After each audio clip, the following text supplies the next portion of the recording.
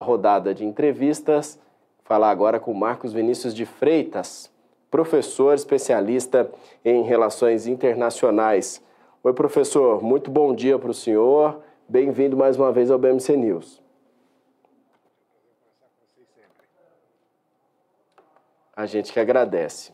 Professor, a recente visita do Putin à Coreia do Norte deixou clara aí essa amizade entre os dois países, né? Principalmente depois que Kim Jong-un declarou apoio à invasão da Ucrânia pela Rússia.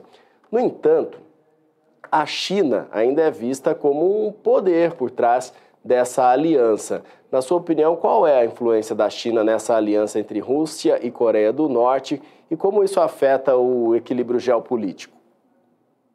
Veja, né? A questão que a gente enfrenta é que, por mais que nós discutamos essa questão no Ocidente, o fato é de que a Rússia tem sido excluída deste processo. A gente sabe que a ação que a Rússia tomou contra a Ucrânia fere os princípios da Carta das Nações Unidas. Nós temos isso muito claro. Nós entendemos também que a questão da Rússia se deveu ali à possibilidade de expansão da OTAN, e isso é complicado porque justamente uma das estratégias dos Estados Unidos e da OTAN era justamente impedir que a Rússia tivesse acesso ao mar Mediterrâneo via Mar Negro, e é por essa razão que o Putin tomou essa decisão. Mas nós sabemos que a ação dele vai contra os princípios das regras do direito internacional, que desde 1945 se diz que você não tem guerra para a conquista de território. Então esse é um grande desafio aí que a gente observa nessa questão da comunidade internacional. Agora, o problema é que em nenhum momento você vê aí qualquer tentativa, particularmente dos países, no sentido de buscar um acordo de paz com a Rússia, não é? Foi feito, acho que vai ser feita uma reunião, ou foi feita uma reunião recente na Suíça, em que a Rússia não foi convidada a participar. Então, como é que você vai determinar o fim de uma guerra se o principal agente não está sendo convidado a participar? Isso faz com que a Rússia tenha uma quantidade de possíveis aliados cada vez menor. E um deles, sem dúvida, é a Coreia do Norte, que apesar de toda a situação internacional que enfrenta, a questão de sanções, uma série de coisas, e do ostracismo internacional que tem, a Coreia do Norte consegue sobreviver aí porque tem um turismo intenso vindo da China, uma relação econômica importante com a China, mas também pretende diversificar os seus parceiros, incluindo a Rússia, neste processo todo. Então a gente sabe que a Coreia do Norte também busca parceiros e tem a oferecer aí duas coisas importantes. Uma tecnologia militar em evolução, afinal, a família Kim investe muito justamente para a sua manutenção no poder, e também o fato de que tem uma proximidade maior até do território americano, não que a Rússia não tenha, porque pode fazer via Alasca ou coisa parecida, mas que se eventualmente for necessário uma guerra por procuração, a Coreia do Norte pode servir também a esta função.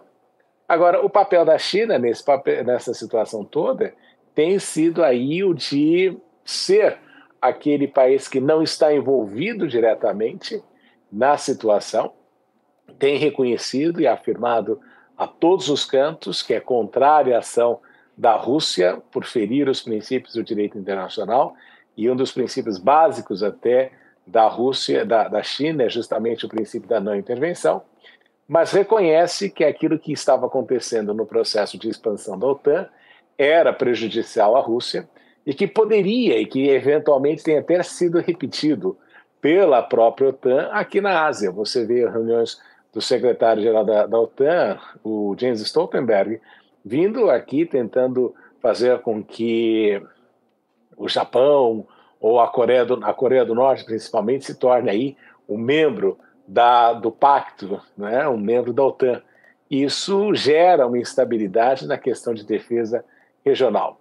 E aí a China, nesse processo todo, tem comprado muito petróleo e tem também, neste processo, sido um grande importador de produtos e mercadorias vindos da Rússia.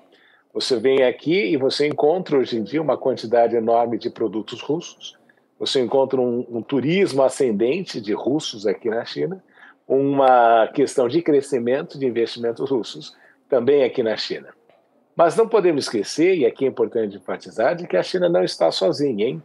A Índia também não seguiu a cartilha perpetrada pelo Ocidente e tem mantido ali uma relação comercial importante com a Rússia, no sentido de compra de combustível e também de outros produtos.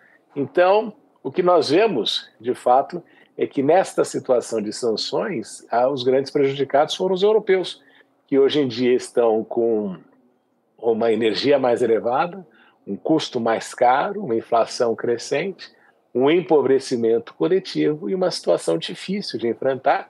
Afinal, também muitas empresas europeias saíram da Rússia na crença de que a Rússia eventualmente definharia em razão das sanções, e o que a gente vê é que a Rússia conseguiu, apesar de tudo, crescer economicamente. Claro que os parceiros foram importantes, mas as sanções não surtiram um efeito, até porque o sul global, mais ou menos, é contrário a essa ação do próprio Ocidente na região.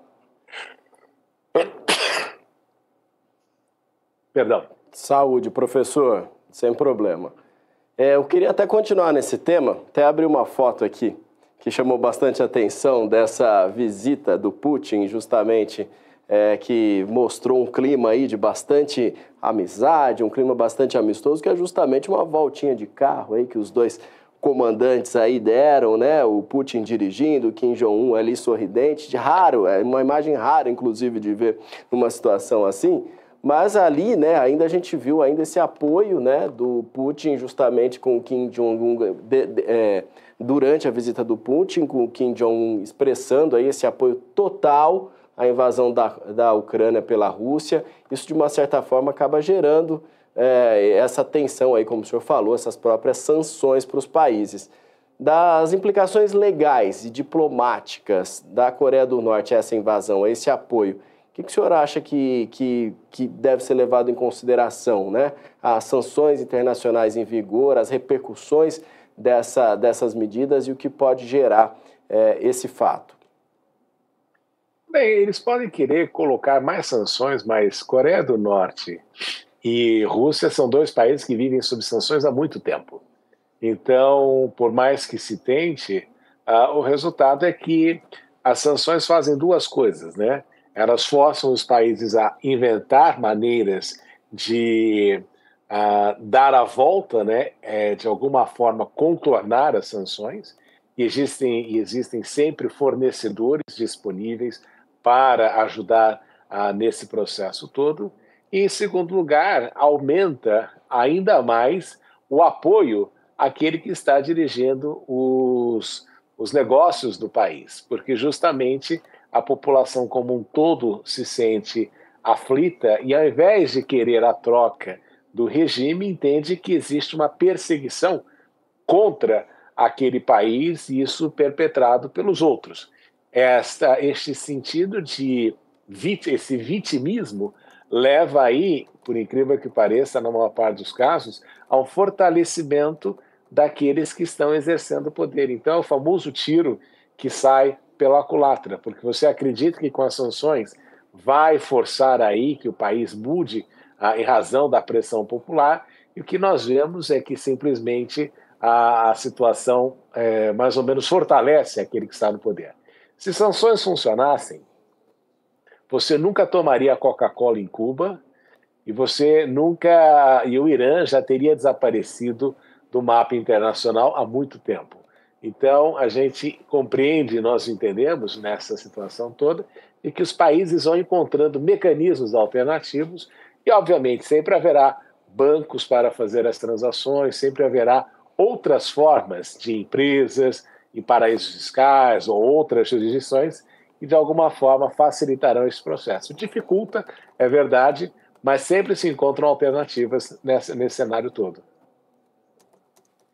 Professor Marcos Vinícius de Freitas, prazer falar com